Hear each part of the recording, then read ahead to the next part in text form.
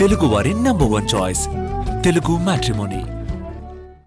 ఎంత ఘోరమంటే పెళ్లై 6 ఏళ్ల పిల్లాడున్నా సరే అదనపు కట్నం కావాలని కాల్చుకు తింటుంది సమాజం. ఇంకా ఎంతకు తెగించారంటే ఇంటిలిపాది కలిసి కొట్టి చంపేస్తున్నారు. నోయిడాలో ఇలాగే ఓ ఇల్లాలిని దారుణంగా పొట్టన పెట్టుకున్నారు. మేడ్చల్ జిల్లాలో భార్యను భర్త కడతేరిస్తే గ్రేటర్ నోయిడాలో అదనపు కట్నం కోసం అత్తామామలు భర్త ఓ మహిళను చిత్రహింసలకు గురిచేసి చంపారు. పెట్రోల్ పోసి నిప్పంటించారు. భర్త అత్త కలిసి ఆ ఇల్లాలు జుట్టుపట్టిలాగి విచక్షణారహితంగా కొడుతున్న దృశ్యాలు గుండె తరుక్కుపోయేలా ఉన్నాయి. 4-5 రోజుల క్రితం ఈ ఘటన జరిగింది. ఆలస్యంగా వెలుగులోకి వచ్చింది. 2016లో గ్రేటర్ నోయిడాకు చెందిన నిక్కీ, ఆమె అక్క కంచన్ను సిర్సా ప్రాంతాలకు చెందిన అన్నదమ్ములకిచ్చి వివాహం జరిపించారు. కట్నంగా కారు, విలువైన వస్తువులు ఇచ్చారు. అయినా సరే 35 లక్షలు అదనపు కట్నం కావాలని అత్తింటి వారు తరచూ వేధించేవారు.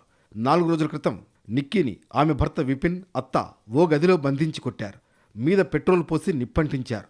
తీవ్రంగా కాలిన ఆమెను ఆసుపత్రికి తరలిస్తుండగా ప్రాణాలు కోల్పోయింది. తమ సోదరిని అత్తింటి వారే హత్య చేశారని మృతురాలి అక్క పోలీసులకు ఫిర్యాదు చేశారు. కేసు నమోదు చేసుకుని దర్యాప్తు చేస్తున్న పోలీసులకు కీలక వీడియో లభ్యమైంది.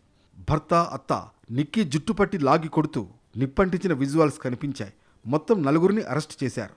నిక్కీ భర్త విపిన్ పారిపోతుండగా కాల్పులు జరిపి పట్టుకున్నారు పోలీసులు. తల్లిని తండ్రే చంపాడని ఏడుస్తూ 6 ఏళ్ల బాబు చెప్పడం అక్కడ అందరినీ కదిలించింది. తమ కుమార్తెను దారుణంగా చంపిన విపిన్ను ఎన్కౌంటర్ చేయాలని మృతురాలి తండ్రి భికారి సింగ్ పాయ్లా డిమాండ్ చేశారు. వాళ్లు హంతకులు, వాళ్లను కాల్చి చంపాలి, వాళ్ల ఇంటిని కూల్చేయాలి అంటూ కన్నీళ్ల పర్యంతమయ్యారు.